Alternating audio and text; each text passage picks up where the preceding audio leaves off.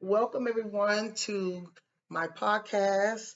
I want to thank you guys for tuning in for another week. This is Coach Regina back to you guys with another video on real life topics, real life situations, you guys.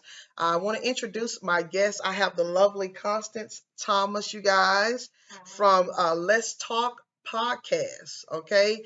And ELLF, which is Elf Consulting. You guys can look her up on Instagram or Facebook. Phenomenal, you guys. All right, so we're going to be talking about enabling.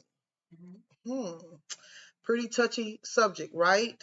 So, what is enabling exactly? What when you think of the word enabling, what do you think about? How does that begin to sound familiar to you guys? So, the word enabling is mostly defined as someone who allows their immediate family or a loved one to operate on destructive behavior patterns. Okay, and we enable them by not bringing forth their situations to them or communicating the issue, where we just leave a negative judgment attached to it. Okay, so what we want to do, you guys, we want to just jump right in. First of all, I want to give my legal disclaimer. I am not a licensed healthcare physician, you guys. Sorry, I got a little tongue tied.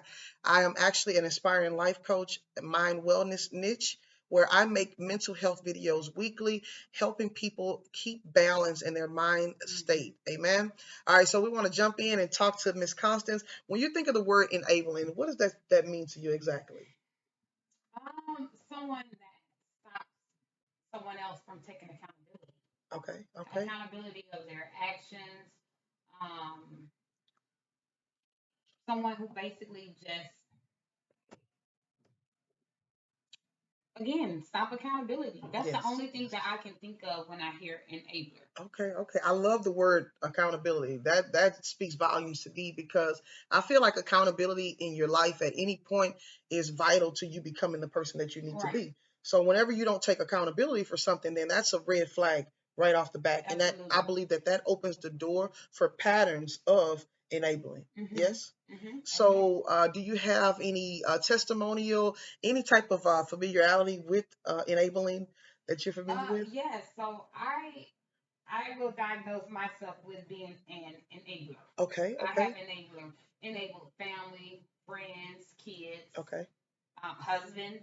okay, okay, Um, so I'm definitely one of those people who enable, and I okay. feel like when you enable a person for so long, Hmm.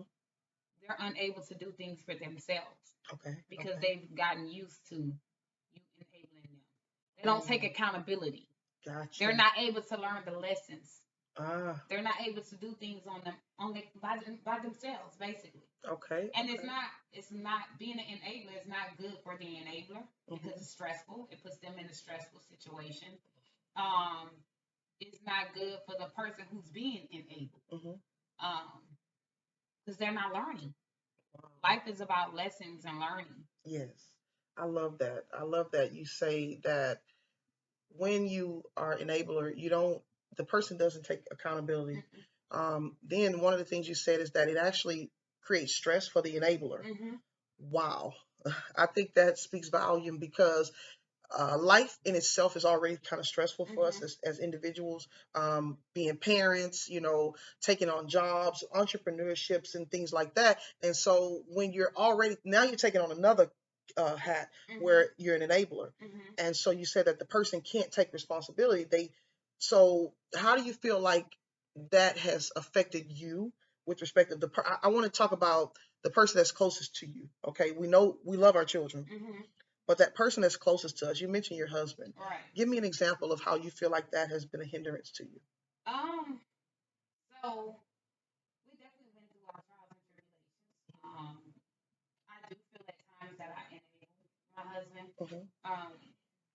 I know that he's a great man, and I know that that he definitely has the potential, and it's there, and he's a hard worker. But by being the wife that I am, and doing everything for him at times, had definitely enabled him from being able to do things on his own, or what I call handicapping him. Gotcha. Definitely throughout our marriage, there's been times when I've enabled him. Um, for instance, helping him when it's time to transition from a job, looking for a different job, enabling him in the relationship. Um, I mean, there's all type of forms of enabling him. Okay, so let's talk about the one thing that you mentioned. Um, you said enabling him in with respect to employment or jobs in that set. So do you feel like there's this kind of this ringing that says to him in a sense, I don't have to do it. I know she's gonna do it. Yeah, it's kind of like I'm his personal assistant, and we Yeah. all want to be our husbands Yes. and people assistants and help I'm them guilty of that, get to the guys. I've next been there. level. Yes. But we Yes. also have to hold them accountable Yes. and allow them to be able to learn and get the experience by Absolutely. themselves. I think a lot of that plays a major part of us being Nurturers. yeah, We're automatically we're nurturers. and I think that's a phenomenal point to consider. And not only that, in that nurturing aspect of it, we don't want anyone to lay up on us. Yeah. So Yeah. there's this thing, this kind of help meet. We Adam and Eve, if you will, from the foundation of the world. Let me help you. Yeah. So it's not a situation where we don't think that they can do it. We feel like if I help you, It's a push. there you go. And not only that, we can also, as we in relationships, you can also enable your helpmate in a behavior.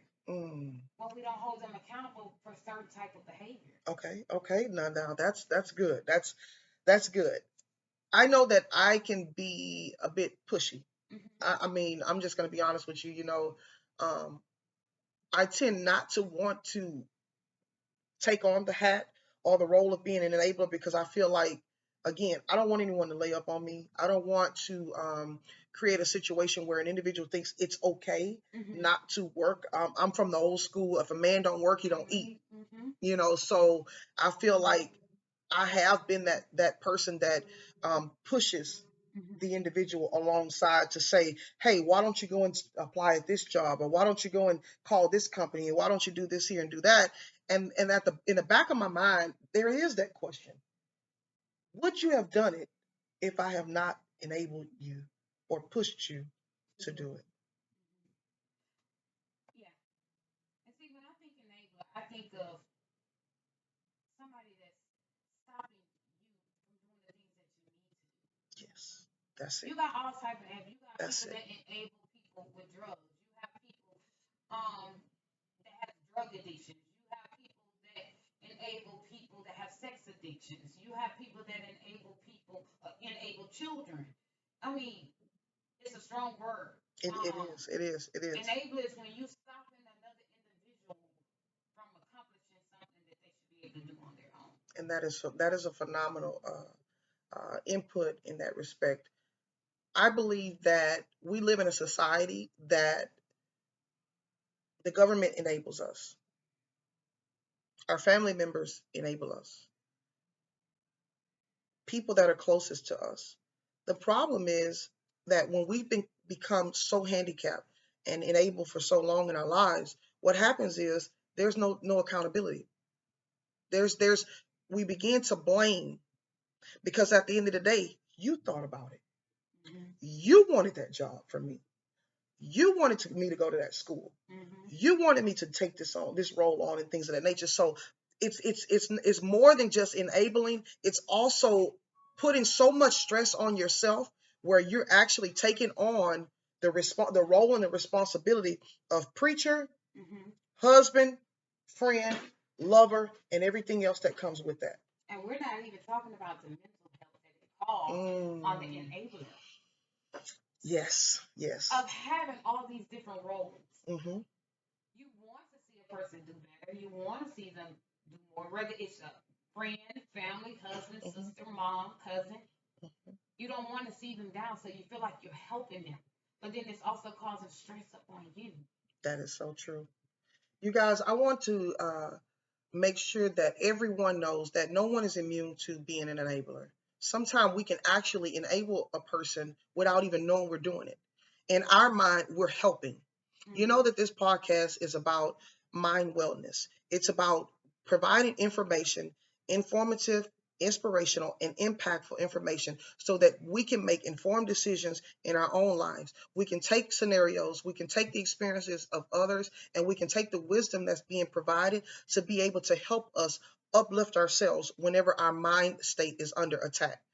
If you have someone in your life that you're closely connected to, whether it's someone you no longer interact with and you can kind of recall back, wow, maybe I enabled that person in my life, whatever the case may be, if you know that you have been an enabler, address it.